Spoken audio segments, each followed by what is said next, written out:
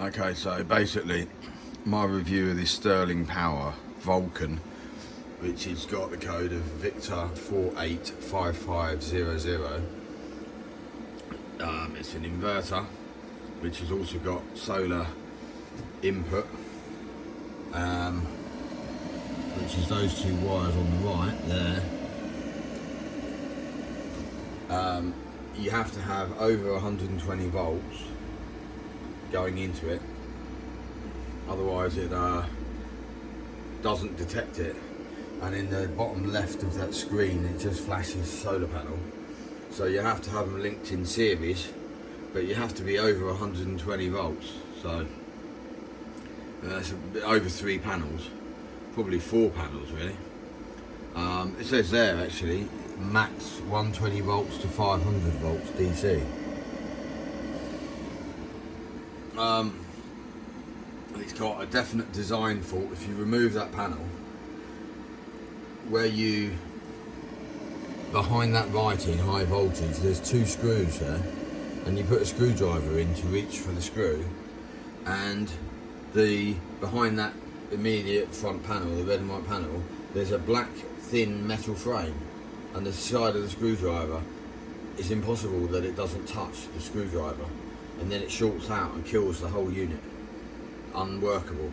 It has to go, well, from what I understood was it was irreparable, and it happened to me on the last one.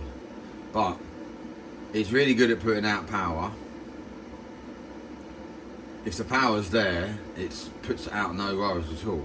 I've used welding machine, MIG welder, on thick metal, and it's got absolutely no problem with laying out the power.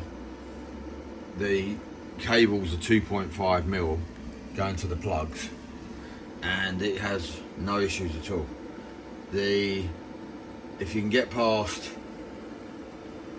maybe the logic is that when you get it, you don't turn it on first of all, and then you put 2 wires and you attach them in using an insulated screwdriver into the PV, and have them coming out to a plug, and then don't ever undo them wires from inside, and only when you're going to connect solar, connect with the opposite end of the plug and push the plug together.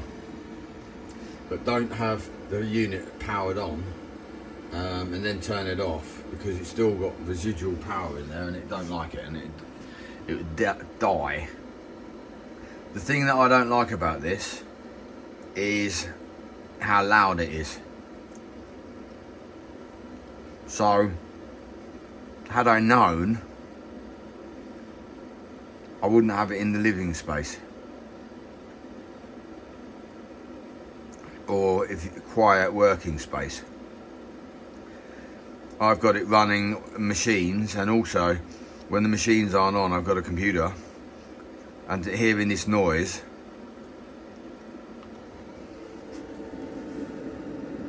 all the time, I get up and switch it off. I've got a second inverter which makes 0 noise.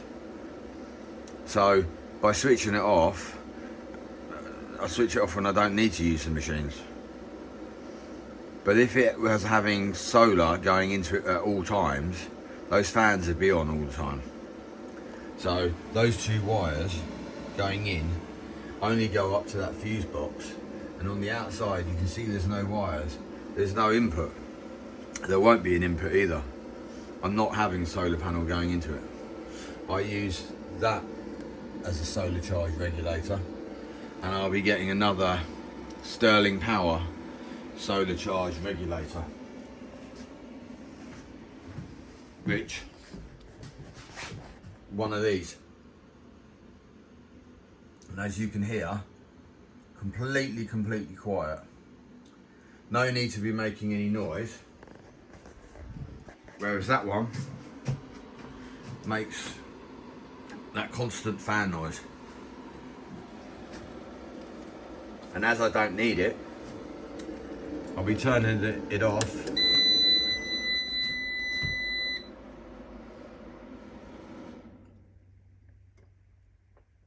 now you can tell the difference is huge, isn't it? I would have that outside of the space where you don't want to hear that fan. And the annoying thing to that then is you need to have a remote, and I'd like a wireless remote. I don't know if there's if you can wire a remote in to that CAN port, and whether it would work. Only Sterling Power will be able to say that, but in here I could have a remote on the wall and just press it and the inverter outside switches on, and I don't get to hear that noise. That would be perfect, and that's what ruins it about the whole machine.